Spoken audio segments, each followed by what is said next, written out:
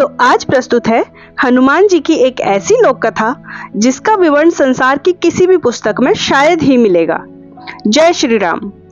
जब बाली को ब्रह्मा जी से ये वरदान प्राप्त हुआ कि जो भी उससे युद्ध करने उसके सामने आएगा उसकी आधी ताकत बाली के शरीर में चली जाएगी और इससे बाली हर युद्ध में अजय रहेगा। सुग्रीव बाली दोनों ब्रह्मा के औरस पुत्र जो कि वरदान द्वारा प्राप्त हुए हैं और ब्रह्मा जी की कृपा बाली पर सदैव बनी रहती है। बाली को अपने बल पर बड़ा घमंड था। उसका घमंड तब और भी बढ़ गया जब उसने तीनों लोकों पर विजय पाए हुए रावण से युद्ध किया और रावण को अपनी पूंछ से बांधकर 6 महीने तक पूरी दुनिया घूमी। रावण जैसे योद्धा को इस प्रकार हराकर बाली के घमंड की कोई सीमा न रही। अब वो अपने आप को संसार का सबसे बड़ा योद्धा समझने लगा था और यही उसकी सबसे बड़ी भूल हुई। अपनी ताकत के मद में चूर एक दिन एक जंगल में पेड़ पौधों को तिनके की तरह उखाड़ कर फेंक रहा था। हरे भरे वृक्षों को तहस नहस कर रहा था। अमृत समान जल के सरोवरों को मिट्टी में मिलाकर कीचड़ कर रहा था। बाली पूरे जंगल को उजाड़ कर रख देना चाहता था और बार बार अपने से युद्ध करने की चेतावनी दे रहा था। है कोई जो बाली से युद्ध करने की हिम्मत रखता हो? है कोई जिसने अपनी माँ का दूध पिया हो जो बाली से युद्ध करके बाली को हरा दे? इस तरह की गर्जना करते हुए बाली उस जंगल को तहस नहस कर रहा था। संयोगवश उसी जंगल के बीच में हनुमान जी राम नाम का जप करते हुए तपस्या में बैठे थे। बाली की इस हरकत से हनुमान जी को राम नाम का जप करने में विघ्न हुआ और हनुमान जी बाली के सामने जाकर बोले, हे वीरों के वीर, हे ब्रह्म अंश, हे राजकुमार बाली, क्यों इस शांत जंगल को अपने बल की बलि दे रहे हो? हरे भरे पेड़ों को उखाड़ फेंक रहे हो, फलों से लदे वृक्षों को मसल रहे हो, अमृत समान सरोवरों को दूषित मिट्टी से मिलाकर उन्हें नष्ट कर रहे हो। इससे तुम्हें क्या मिलेगा? तुम्हारे औरस पिता ब्रह्मा के वरदान स्वरूप तुम्हें कोई युद्ध में नहीं हरा सकता, क्योंकि जो तुमसे युद्ध करने आएगा उसकी आधी शक्ति तुम में समाहित हो जाएगी। इसलिए हे कपि राजकुमार, अपने बल के घमंड को शांत करो और राम नाम का जप करो। इससे तुम्हारे मन में अपने बल का भान नहीं होगा और राम नाम का जप करने से ये लोक और परलोक दोनों ही सुधर जाएंगे। इतना सुनते ही बाली अपने बल के मद में चूर हनुमान जी से बोला, ए तुच्छ बानर, तू हमें शिक्षा दे रहा है? राजकुमार बाली को, जिसने विश्व के सभी योद्धाओं को धूल चटाई है, जिसके एक हुंकार से बड़े से बड़ा पर्वत भी खंड खंड हो जाता है। जा तुच्छ बानर, जा और तू ही भक्ति कर अपने राम की। और जिस राम की तू बात कर रहा है वो है कौन? केवल तू ही जानता है राम के बारे में। मैंने आज तक किसी के मुंह से ये नाम नहीं सुना और तू मुझे राम नाम जपने की शिक्षा दे रहा है। हनुमान जी ने कहा, प्रभु श्री राम तीनों लोकों के स्वामी हैं। उनकी महिमा अपरंपार है। ये वो सागर हैं जिसकी एक बूंद भी जिसे मिले वो भव सागर पार कर जाए। बाली बोला, इतना ही महान है राम तो बुला जरा, मैं भी तो देखूं कितना बल है उनकी भुजाओं में।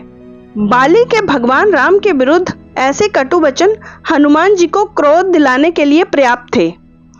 हनुमान जी बोले, ए बल के मद में चूर बाली, तू क्या प्रभु राम को युद्ध में हराएगा? पहले उनके इस तुच्छ सेवक को युद्ध में हरा कर दिखा। बाली बोला, तब ठीक है, कल के कल नगर के बीचों बीच तेरा और मेरा युद्ध होगा। हनुमान जी ने बाली की बात मान ली। बाली ने नगर में जाकर घोषणा करवा दी कि कल नगर के बीच हनुमान और बाली का युद्ध होगा। अगले दिन तय समय पर जब हनुमान जी बाली से युद्ध करने अपने घर से निकलने वाले थे, तभी उनके सामने ब्रह्मा जी प्रकट हुए। हनुमान जी ने ब्रह्मा जी को प्रणाम किया और बोले, हे जगत पिता, आज मुझ जैसे एक बानर के घर आपका पधारने का कारण अवश्य कुछ विशेष होगा। ब्रह्मा जी बोले, हे अंजनी सुत, हे शिवांश, हे पवन पुत्र, हे राम भगत हनुमान, मेरे पुत्र बाली को उसकी उदंडता के लिए क्षमा कर दो और युद्ध के लिए ना जाओ।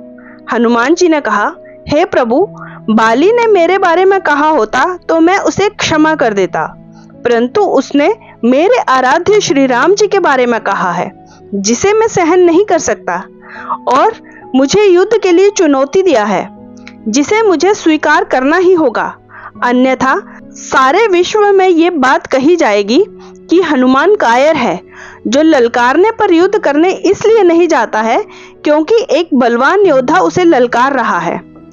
तब कुछ सोच समझकर ब्रह्मा जी ने कहा, ठीक है हनुमान जी, पर आप अपने साथ अपनी समस्त शक्तियों को ना लेकर जाएं, केवल 10वां भाग का बल लेकर जाएं। बाकी बल को योग द्वारा अपने आराध्य के चरणों में रख दें। युद्ध से आने के उपरांत फिर से उसे ग्रहण कर लें। हनुमान जी ने ब्रह्मा जी का मान रखते हुए वैसे ही किया और बाली से युद्ध करने घर से निकले। उधर बाली ने नगर के बीच में एक जगह को अखाड़े में बदल दिया और हनुमान जी से युद्ध करने को व्याकुल होकर बार बार हनुमान जी को ललकार रहा था। पूरा नगर इस अद्भुत और 2 महायोद्धाओं के युद्ध को देखने के लिए जमा था। हनुमान जी जैसे ही युद्ध स्थल पर पहुंचे, बाली ने हनुमान को अखाड़े में आने के लिए ललकारा। ललकार सुनकर जैसे ही हनुमान जी ने एक पांव अखाड़े में रखा, उनकी आधी शक्ति बाली में चली गई। बाली में जैसे ही हनुमान जी की आधी शक्ति समाई, बाली के शरीर में बदलाव आने लगे। उसके शरीर में ताकत का सैलाब आ गया। बाली का शरीर बल के प्रभाव से फूलने लगा। उसके शरीर से फटकर खून निकलने लगा। बाली को कुछ समझ नहीं आ रहा था। तभी ब्रह्मा जी बाली के पास प्रकट हुए और बाली को कहा, पुत्र, जितना जल्दी हो सके यहाँ से दूर, अति दूर चले जाओ। बाली को इस समय कुछ समझ नहीं आ रहा था। वो सिर्फ ब्रह्मा जी की बात को सुना और सरपट दौड़ लगा दी। 100 मील से ज्यादा दौड़ने के बाद बाली थक कर गिर गया। कुछ देर बाद जब होश आया तो अपने सामने ब्रह्मा जी को देखकर बोला, ये सब क्या है? हनुमान से युद्ध करने से पहले मेरा शरीर फटने की हद तक फूलना, फिर आपका ऐसे अचानक आना और ये कहना कि यहाँ से जितनी दूर हो सके चले जाओ, मुझे कुछ समझ नहीं आया। ब्रह्मा जी बोले, पुत्र, जब तुम्हारे सामने हनुमान जी आए तो उनका आधा बल तुम में समा गया, तब तुम्हें कैसा लगा? बाली बोला, मुझे ऐसा लगा जैसे मेरे शरीर में शक्ति की सागर लहरें ले रही हैं।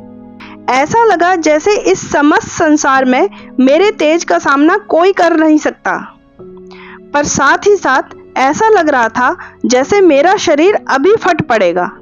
ब्रह्मा जी बोले, हे बाली, मैंने हनुमान जी को उनके बल का केवल 10वां भाग ही लेकर तुमसे युद्ध करने को कहा, पर तुम उनके 10वें भाग के आधे बल को भी नहीं संभाल सके। सोचो, यदि हनुमान जी अपने समस्त बल के साथ तुमसे युद्ध करने आते तो उनके आधे बल से तुम उसी समय फट जाते जब वो तुमसे युद्ध करने को घर से निकलते।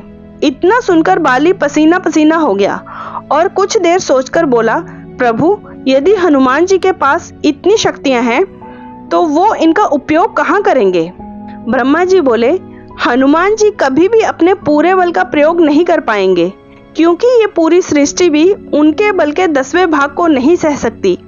ये सुनकर बाली ने हनुमान जी को दंडवत प्रणाम किया और बोला, जो हनुमान जी जिनके पास अथाह बल होते हुए भी शांत और राम भजन गाते रहते हैं, और एक मैं हूँ जो उनके एक बाल के बराबर भी नहीं हूँ और उनको ललकार रहा था, मुझे क्षमा करें। और आत्मग्लानि से भरकर बाली ने राम भगवान का तप किया और अपने मोक्ष का मार्ग उन्हीं से प्राप्त किया। पवन पुत्र हनुमान की जय। जय श्री राम, जय श्री राम।